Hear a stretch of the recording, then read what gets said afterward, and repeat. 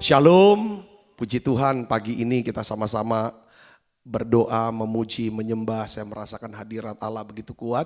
Dan hari ini saya ingin bagikan tentang 4 fakta iman.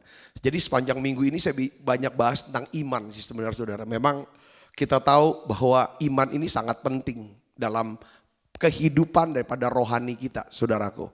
Ya, fakta iman judul khotbah saya ya. Jadi ada 4 fakta iman, saya kalau bisa bahas 4 itu lebih bagus. Nah, kenapa kok penting iman? Di dalam Lukas 18 ayat 8, ini satu perkataan Tuhan saudaraku. Yang Yesus sendiri berkata, aku berkata kepadamu, ia akan segera membenarkan mereka. Akan tetapi, jika anak manusia itu datang, adakah ia mendapati iman di bumi? Saya percaya saudaraku, Tuhan Yesus itu pasti datang. Yang percaya katakan amin. Dia pasti datang di awan-awan yang permai itu pasti datang. Nah, yang jadi masalah adalah apakah pada waktu dia datang, apakah kita masih ada iman gak di bumi ini? Saudaraku, pada waktu dia mau panggil kita, jantung kita yang detakan terakhir, apa masih ada iman gak? Nah ini penting saudaraku. Jadi kalau harus dijaga, harus dipelihara. Saudaraku, banyak orang menganggap apa sih yang paling berharga dalam hidup kita? Yang kita nilai yang paling penting dan berharga. Pasti kita akan jaga. Kita akan lindungi. Bahkan kita mau asuransikan saudaraku untuk dapatkan perlindungan yang utama. Ya kita asuransikan yang berharga. Wah anak-anak Pak, kami asuransikan anak istri kami, itu bagus karena berharga. Rumah kami berharga, kami asuransikan. Mobil kesayangan kita asuransikan. Saudaraku, harus hal penting asuransi kita itu adalah iman. Imannya harus dijaga. Tuhan bilang, kalau anak manusia datang, adakah ia mendapati iman di bumi? Nah, selama kita ada di bumi ini saudaraku, firman Tuhan juga katakan, ya saudara, bahwa Tuhan Allah akan berkenan kalau dia, saudara, menjumpai iman. Di dalam Ibrani 11 ayat 6 katakan begini, tetapi tanpa iman tidak mungkin orang berkenan kepada Allah. Ya saya ingin saudaraku, setiap kita selalu berkenan. Tuhan berkenan sama kita. Tuhan berkenan sama kita. Saudara, kalau dia lihat iman, dia akan di dalam hidup kita. Yang percaya katakan amin. Nah, apa sih iman? Ibrani 11 ayat 1 katakan begini. Iman adalah dasar dari segala sesuatu yang kita harapkan. Harus ada dasarnya. Dasarnya apa iman itu? Ya Yesus. Tuhan sendiri itu dasar kita. Yesus itu. Dan apa? Perkataan Yesus itu dasar kita. Pegangan kita. Nah, dan bukti dari segala sesuatu yang tidak kita lihat itu iman. Buktinya iman. Seperti saya kasih contoh beberapa hari yang lalu. Seandainya saya sih nggak pernah, saya nggak punya cek saudaraku. Ya, seandainya saya nulis cek untuk istri saya, dia ulang tahun, saya tulis cek nih 100 juta untuk ulang tahun dia, gede banget. 100 juta saya kasih, saudaraku, saya tulis cek 100 juta, kasih ke dia. Saudaraku, waktu dia terima cek saya, itu tuh seperti apa? Dia punya keyakinan, saudaraku, bahwa dia punya uang 100 juta. Sekalipun di rekeningnya, di rekening bank dia, belum nambah 100 juta. 100 juta itu belum ada, tapi waktu dia pegang itu cek, sepertinya dia udah punya, jadi orang yang punya uang 100 juta. Saudara ngerti gak di sini? Katakan amin saudaraku. Nah ini dia, bukti dari segala sesuatu kita nggak lihat. Ini penting saudara harus punya ini. Kapan saja istri saya pergi ke bank mau cairkan, dananya ada. Dia bisa dapatkan uang itu. Nah disinilah pentingnya saudaraku iman. Iman itu seperti kayak selembar cek. Yang Tuhan tulis itu selembar cek.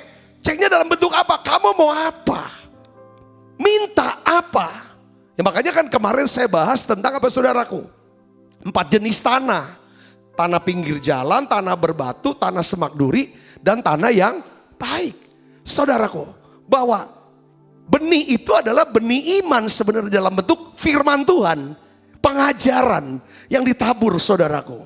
Ya, kalau benih itu jatuh ke dalam 3 tanah ini, maka benih ini akan nggak bertumbuh, nggak ada. Iman tuh nggak bisa jalan ketika Tuhan nggak dapetin iman. Makanya kita heran ya sebenarnya. Makanya cuma 25% kesalnya dari 25% orang di gereja, 25% pengerja yang bisa nangkep, yang tumbuh imannya.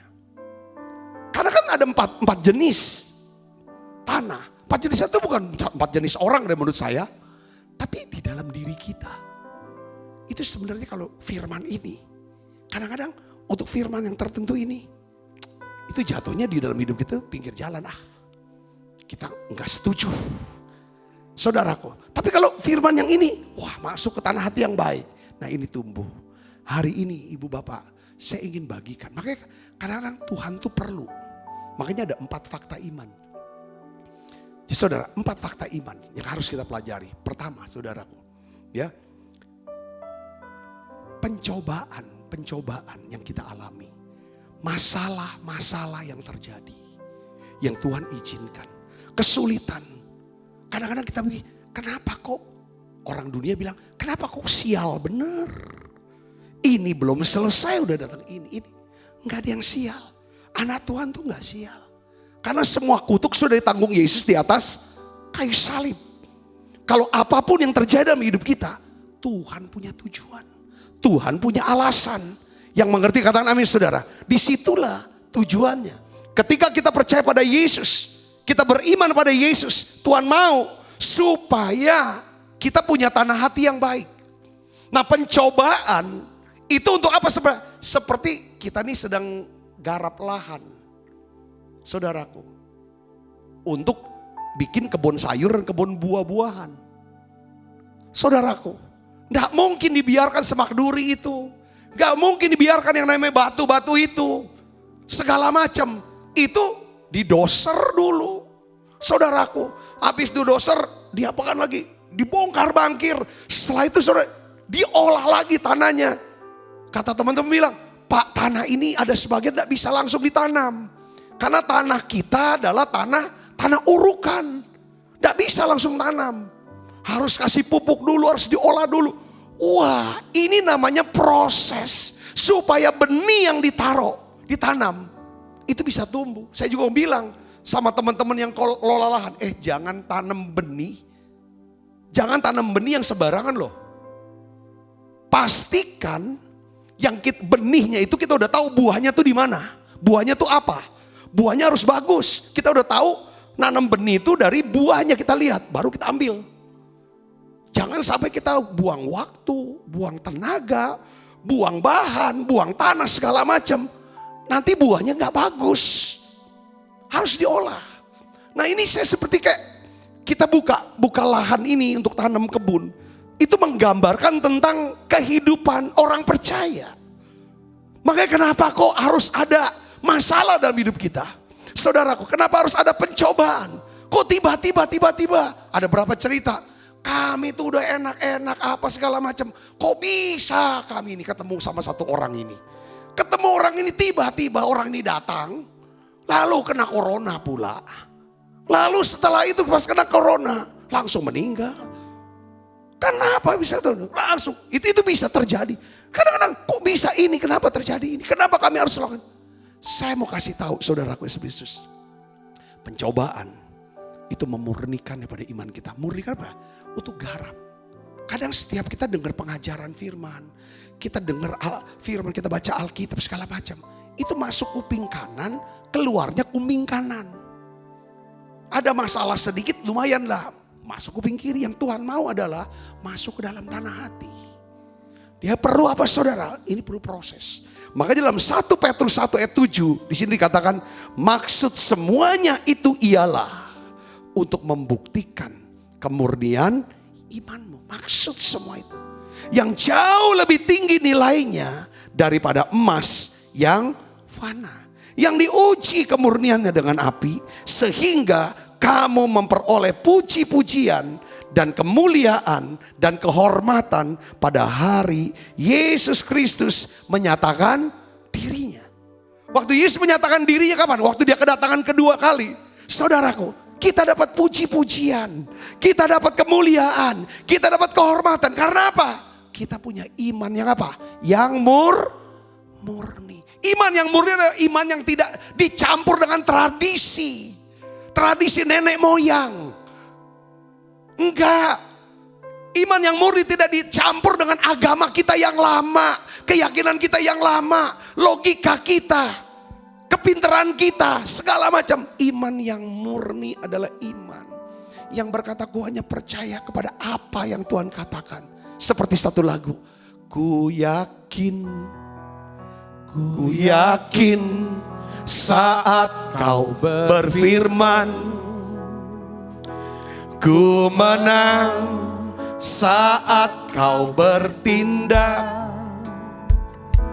Hidupku hanya ditentukan oleh perkataanmu. Kami aman ya Tuhan. Ku aman karena kau menjaga. Ku kuat karena kau menopang. Hidupku hanya ditentukan oleh kuasa-Mu.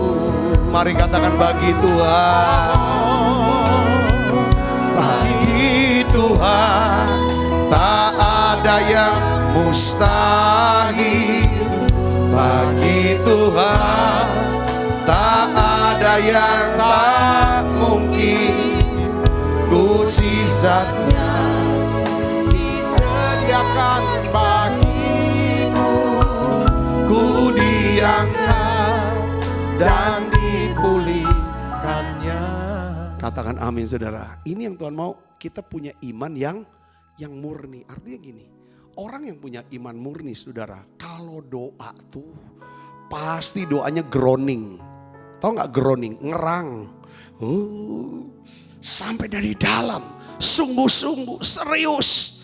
Kalau dia ibadahnya serius. Kalau nyanyi serius, konsentrasi. Kalau cari firman, benar-benar. Ini iman yang murni. Iman yang murni saudaraku. Saudaraku Yesus Kristus. Ya kadang-kadang saudara, kita kan lihat gitu kan. Saudara, kapan saudara ingin ya? Kapan ya orang tuaku? Kapan ya saudaraku ini? Atau kapan anakku ini? Dia bisa sungguh-sungguh sama Tuhan. Sungguh-sungguh Tuhan kapan? Kita gak tahu sampai kapan. Tapi kita doa aja. Tapi tiba-tiba saudara, ada satu datang badai pencobaan. Nah di situ saudaraku, inilah waktu dimana kekuatan dia bisa tolong. Kita bisa ngomong doa, minta sama Tuhan. Nah di situ saudara mulai dia ngalami yang namanya imannya dimurnikan. Oh digarap nih hatinya nih. Hatinya yang tadinya dingin, keras. Wah mulai remuk. Kayak dibajak gitu saudara. Nah setelah itu mulailah firman-firman yang dia pernah dengar. Saudara itu mulai dihidupkan oleh Roh Kudus. Katakan amin. Mazmur 107 ayat 12 katakan begini. Kita buka saudara, Mazmur 107 ayat 12. Kita baca sama-sama 1, 2, 3. Maka ditundukkannya hati mereka ke dalam kesusahan. Jadi Tuhan tuh menundukkan saudara hati kita. Itu lewat kesusahan. Ngapo ini terjadi? Remuk, susah. Gak bisa buat apa-apa. Ini cari. Makanya itu perlu ada kerendahan hati ya. Remuk, rendah hati. Kalau udah sama, kalau mau ditolong nih, kita baca lagi. Mereka tergelincir dan tidak ada yang menolong. Maka berseru-serulah mereka kepada Tuhan dalam kesesakan. Dan diselamatkannya lah mereka dari kecemasan mereka. Dibawanya mereka keluar dari dalam gelap dan kelam. Dan diputuskannnya lah belenggu-belenggu mereka. Yang percaya katakan amin. Jadi tundukin hatinya, remukin. Saudaraku, makanya kalau saudara dalam ngalami sedang proses ya, itu jangan sombong. Jangan nutup-nutupin diri. Contoh gini, kita nih lagi diproses soal keuangan. Jangan terus-menerus sok jadi kayak kaya. Oh iya, aku udah ini. Sudah jujur saja sama Tuhan. Tuhan memang buntu nih anakku nih. Wong Palembang bilang, benar aku udah punya uang, gak sanggup lakukan itu. Ke Tuhan kita jujur, ke manusia pun kita sampaikan sejujurnya. Jangan nutupi. Maksud saya gitu, kalau jujur itu penting. Tapi yang paling penting adalah jangan ditutupi, kita nih masihlah di atas. Sudah gak usah gengsi. Tuhan mau cari orang rendah hati. Yang mengerti, katakan amin saudara. Ini kuncinya. Karena banyak orang kenapa gak ditolong. Karena itu masih, tenang nih. Aku nih lagi, kadang-kadang kita ngomong tagihan kita nih masih banyak. Coba aku pinjam dulu. Padahal kali utang jauh lebih banyak. Gak usah ngomong seperti itu. Kalau memang kita dalam kesusahan, memang kita utang banyak. Itu mana ada orang mau seperti itu bisa gagal. Malu. Saudara, tapi gak usah tutupi. Kita hanya bilang, kalau tolong aku Tuhan. Bantu aku Tuhan. Wah, Tuhan tuh akan berikan kasih karunia buat setiap kita. Proses. Ini iman. Prosesnya iman tuh bicara tentang apa? Supaya kita lebih rendah hati, lemah lembut. Katakan amin saudaraku. Ya kan? Jujur, berani. Nah, kadang kita tuh marah sama orang lain. Marahnya gini. Kok saat kita butuh dia tuh hilang. Saat dia butuh sama kita, kau muncul. Kita mau bantu. Kita coba telepon. Mereka bilang, ini pasti mau nyari susah aja. Gak mau diangkat. Saudara pernah ngalamin gak? Ini sepertinya gak ada yang bantu. Sebenarnya jangan marah dong sama orang. Kalau saat kita mau minta bantu orang gak bantu. Kita angkat telepon, dia gak jawab. Itulah sebenarnya Tuhan sedang mau ajar kita. Kok cari Tuhan lah. Cari manusia kok gagal. Kok kecewa, makin terluka, makin habis kamu nih. Tuhan sedang murnikan iman kita. Murnikan iman, ayo harapnya sama Tuhan langsung. Nanti Tuhan yang atur siapa yang nolong kita. Yang ngerti kata amin saudara. Itu pelajaran yang saya sering pelajarin. Saya suka bantu orang. Tapi waktu saya dalam kebutuhan, saya melihat kok kadang-kadang orang yang dibantu tidak membantu. Tapi justru orang yang tidak pernah kita bantu, justru dia yang nolong kita. Kenapa ini harus terjadi? Supaya iman kita murni itu waktu bantu orang, semua itu karena Tuhan, untuk Tuhan. Yang ngerti kata saudara, waktu ada orang yang gak pernah dia bantu kita, supaya kita rendah hati, kita bersyukur sama Tuhan. Yang mengerti katakan amin saudara. Ini yang harus. Ya memang kadang-kadang Tuhan tuh harus singkirkan orang-orang tertentu dalam hidup kita. Supaya kita nih ngandalkan Tuhan. Sebegini, kalau Tuhan tolong kita, dia pasti pertama, dia berikan kita kekuatan dulu. Yang kedua, dia berikan kita pikiran yang jernih.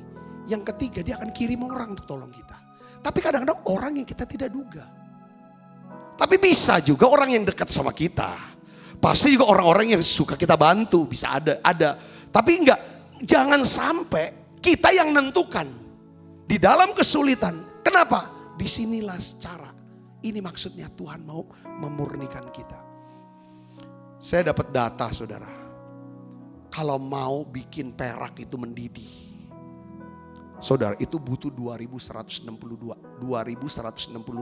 derajat Celcius. Itu perak, 2162. Tapi kalau tembaga mau dididihkan, biar mendidih itu tembaga.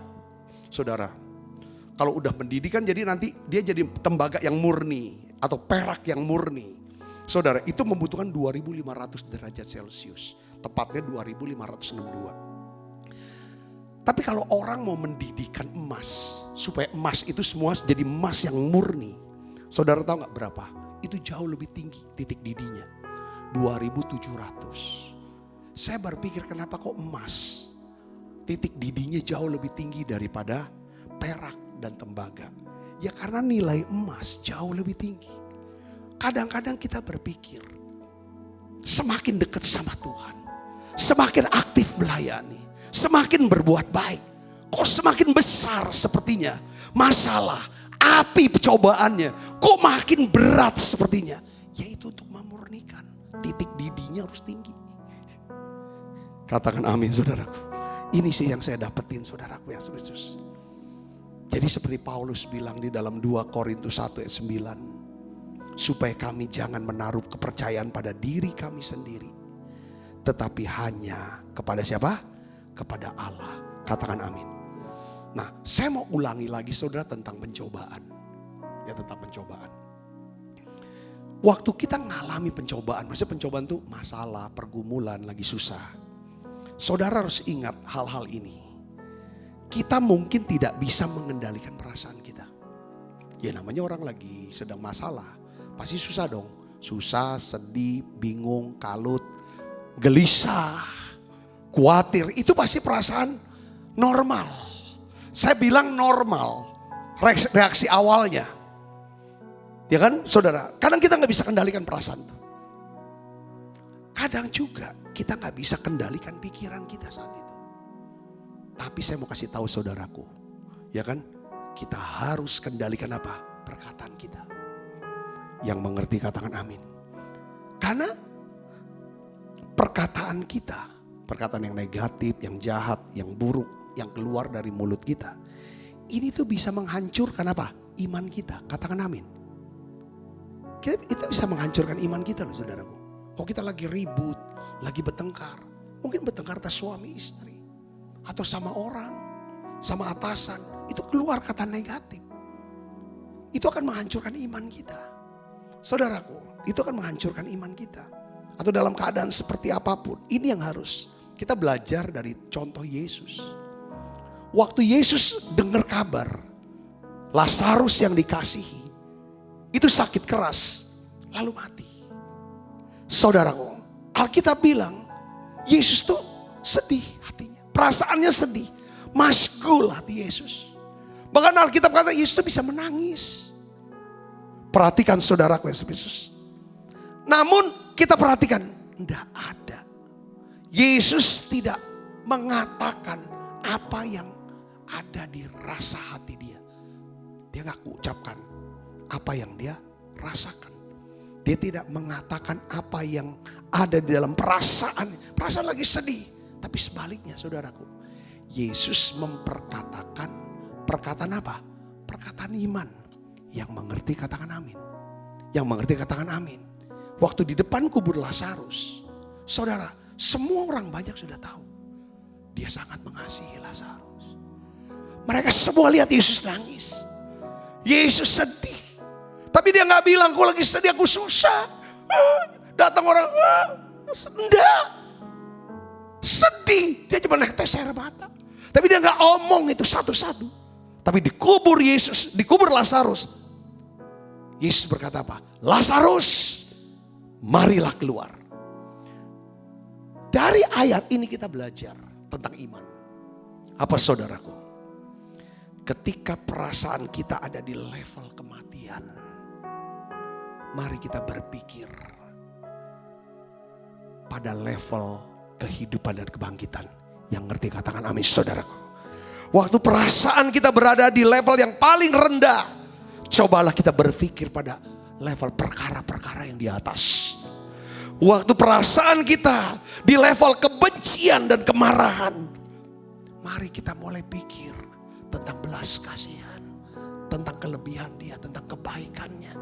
Yang ngerti katakan amin. Yang ngerti katakan amin. Ketika perasaan kita berada di level putus asa yang mendalam, coba di pikiran kita saudara mulai naikkan level pengharapan akan kebangkitan. Ketika air mata menetes, saudara, di pipinya Yesus. Perasaannya pada level kesedihan yang mendalam. Kehilangan orang yang dia kasih. Tetapi Yesus berpikir pada level apa? Kebangkitan. Oleh karena Yesus berpikir ke level yang lebih tinggi, dia bisa berdoa. Dia bisa bersyukur kepada Allah. Dia berkata, aku bersyukur kepada Engkau ya Bapa, karena Engkau selalu mendengarkan aku. Pada waktu dia berdoa dan bersyukur, apa yang terjadi? Kuasa kebangkitan, saudara, memenuhi, mengurapi Yesus. Kuasa kebangkitan inilah, ya kan saudara, diaktifkan pada waktu Yesus berkata, Lazarus, marilah keluar. Lazarus pun dibangkitkan dari kematian. Katakan amin saudaraku. Katakan amin. Ada masa-masa dalam hidup kita, kayaknya tuh kita tuh dililit, saudara, diselubungi dengan kayak mau mati ya rasanya nih. Udah gak kuat nih. Saudaraku, inilah saat dimana sebenarnya, masa dimana Tuhan sedang murnikan iman kita. Daud pun pernah mengalami hal yang sama saudara.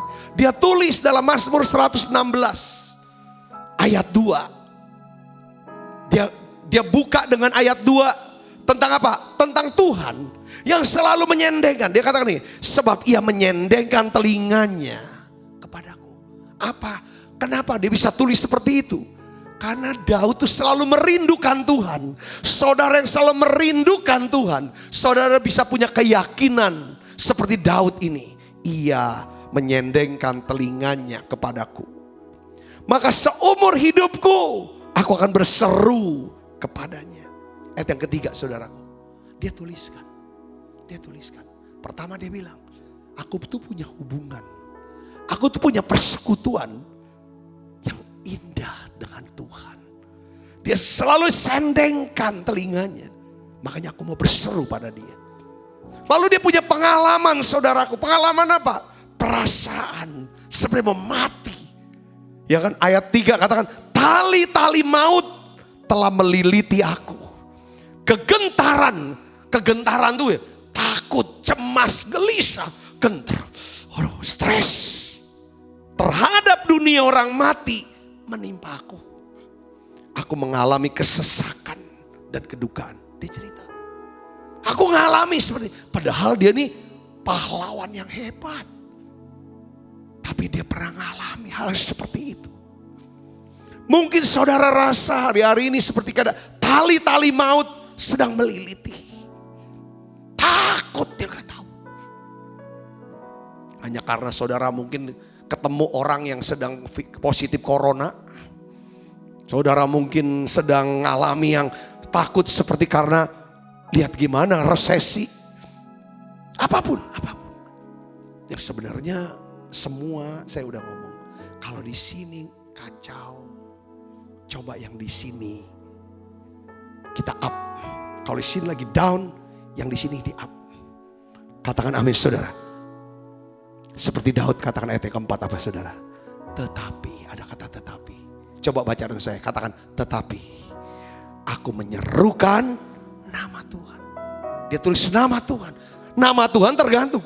Kalau saudara kenal nama Tuhan, dia Jehovah Rafa. Dia Allah penyembuh. Saudara dapat pewahyuan tentang dia. Nama Tuhan adalah dia Tuhan penyembuh. Maka kuasa kesembuhan akan mengalir ke dalam hidup saudara. Yang percaya katakan amin.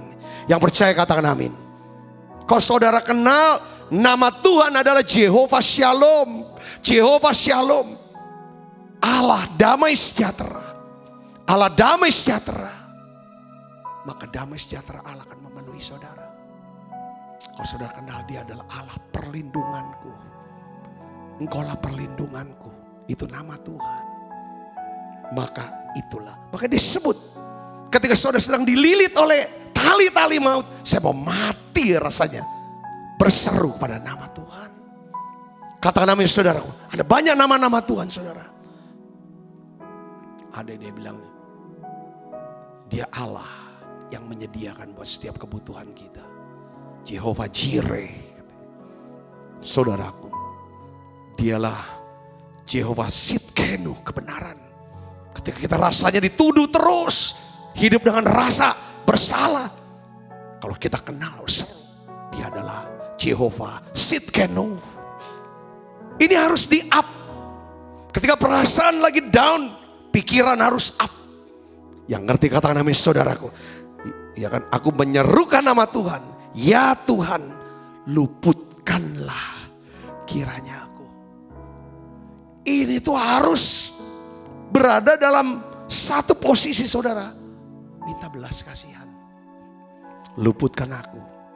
Tuhan adalah pengasih dan adil. Allah kita penyayang. Tuhan memelihara orang-orang sederhana. Aku sudah lemah, tetapi diselamatkannya aku. Kembalilah tenang, hai jiwaku, sebab Tuhan telah berbuat baik kepadamu. Katakan amin. Ya, ketika kita merasa down, kita harus berpikir perkara-perkara di atas, di mana Kristus ada. Kita mulai memperkatakan perkataan firman yang hidup, maka kekuatan, damai sejahtera, sukacita akan mengalir ke dalam hati dan pikiran kita. Katakan amin. Katakan amin. Ku bersyukur Bapa, ku bersyukur Tuhan, buat kasih setiamu di dalam hidupku. Ku bersyukur, ku bersyukur, ku bersyukur Bapa, ku bersyukur Tuhan, ku bersyukur Tuhan, buat kasih setiamu di dalam hidupku. Ku bersyukur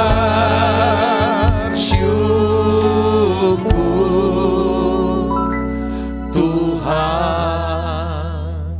Dalam 2 Korintus 4 ayat 13 katakan begini saudara.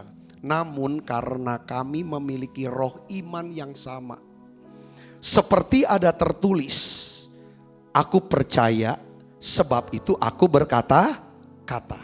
Maka kami juga percaya sebab itu kami juga berkata-kata. Coba kita akan baca sama-sama yuk sekali lagi. 1, 2, 3. Namun karena kami memiliki roh iman yang sama, seperti ada tertulis, aku percaya sebab itu aku berkata-kata. Maka kami juga percaya sebab itu kami juga berkata-kata. Jadi saudara, iman kita akan bekerja dengan kita memperkatakan perkataan apa? Iman. Katakan amin saudara. Nah, coba kita camkan di sini. Kita harus hindari kebiasaan. Ya, suka mengatakan perasaan negatif. Ini harus dilatih. Saya juga ngelatih. Saya dapat ngerti. Ini harus biasakan. Jangan ada perasaan lagi negatif. Negatif itu banyak hal ya. Mungkin benci, lagi marah segala macam.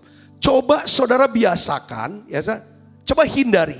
Hindari kebiasaan suka ngomong perasaan yang negatif. Tadi kita bilang. Yesus pada waktu dia mengalami perasaan yang negatif. Sedih, susah. Dia diam. Tapi dia justru ketika kita perasaan kita lagi down, pikiran kita harus up. Yang ngerti katakan amin saudara. Ini cara untuk murnikan iman. Ini garap tanah supaya menjadi tanah hati yang baik. Siap benih firman. Katakan amin saudaraku, ya kan? Nah, sebaliknya saudara, kita harus membangun kebiasaan mengatakan perkataan iman atas masalah kita, bernubuat, ya kan? Memperkatakan perkataan iman atas kesulitan kita atau segala sesuatu yang telah kita doakan. Jadi perkatakan. Karena gini, perkataan yang negatif yang kita ngerasa, kita ucapkan, itu bisa membatalkan. Daripada apa saudara? Doa yang kita udah naikkan. Janji Tuhan yang sebenarnya kita sudah terima, dia bisa gugur. Saya ingat sekali saudara pada waktu ibadah doa pengurapan ya. Sekian tahun yang lalu. Karena saya sendiri yang memang doain. Saudara doakan. Ibu ini gak bisa jalan, datang ke gereja tuh kursi roda gak bisa jalan. Kita doa. Kita bilang, Bu, berdiri Bu. Berdiri. Kayaknya ada semacam, ada iman. Ya kan, dari Tuhan untuk menyembuhkan ibu ini yang lumpuh. Karena stroke salah. Nah, saudara, dia bisa berdiri, lalu dia jalan. Saya tuntun, tapi dia ngomong apa saudara? Ida baca, mati aku jatuh ini kakek nih, jatuh aku. Padahal jalan saudaraku. Dia terus, saya bilang, ibu jangan ngomong terus, nggak bisa, jatuh. Coba berhenti, ucap terima kasih. Tapi dia nggak mau dengerin omongan saya. Dia ngomong terus, apa ya? Lemes kan, benar lemes. Jatuh. Saya dari situ kayaknya Tuhan belajarin, saudaraku. Ini bukan seperti itu. Kita lihat yin, hu yin. Saudara, yin itu ya kesaksian, ada videonya nggak? Nggak ada ya. Oh, yin itu saudaraku, dia kan mau ke gereja, dijambret, lalu jatuh dari motor, mengakibatkan pendarahan di otaknya, lalu dia lumpuh sebelah, masuk ICU, koma kan, berapa hari. Lalu sadar dan ini kan. Dan akhirnya dia lumpuh, tidak bisa jalan. Saudaraku ya, nggak bisa jalan. Nah pada waktu di doa pengurapan, dia hadir saudaraku. Itu didoakan. Disuruh ada kuasa kesembuhan bekerja untuk yin. Saudara, dia disuruh untuk berdiri dari kursi roda. Lalu dia jalan. Saudara, dia senyum terus. Dia sukacita saudara. Dia berdiri, dia jalan dan pulang dari doa pengurapan itu, dia gak pakai kursi roda lagi. Dan sekarang Yinin sudah bisa jalan normal. Coba beri kemuliaan buat Yesus. Jadi memang saudara gak bisa, jangan hidup di perasaan yang negatif. Kita harus coba, perasaannya harus ada perasaan iman, perasaan damai sejahtera. Ini yang harus ada saudaraku. Ini yang pelajaran hari ini adalah seperti itu saudaraku. Jadi Tuhan bilang, kita punya roh iman yang sama. Roh iman. Aku percaya, sebab itu aku berkata-kata. Percaya, aku berkata-kata. Kami percaya, maka kami berkata-kata. Ini penting saudaraku. Nah, kenapa? Karena kita akan makan hasil dari ucapan mulut kita dan renungan hati kita. Itulah sebabnya Daud berdoa. Dia doa gini saudara, mudah-mudahan Engkau berkenan dengan ucapan mulutku dan renungan hatiku ya Tuhan, gunung batuku dan penebusku. Saya berdoa saudara, pelajaran sebenarnya 4 poin yang saya mau bagi. Tapi 1 poin udah panjang nih yang saya rasa sudah cukup. Kita lakukan dulu dah yang poin yang pertama ini saudaraku. Kaget nanti poin yang kedua, ketiga, yang keempat nanti saudara kita belajar lagi. Ini hal yang sangat penting, bahwa fakta iman yang pertama bahwa Tuhan mau kita punya iman yang murni.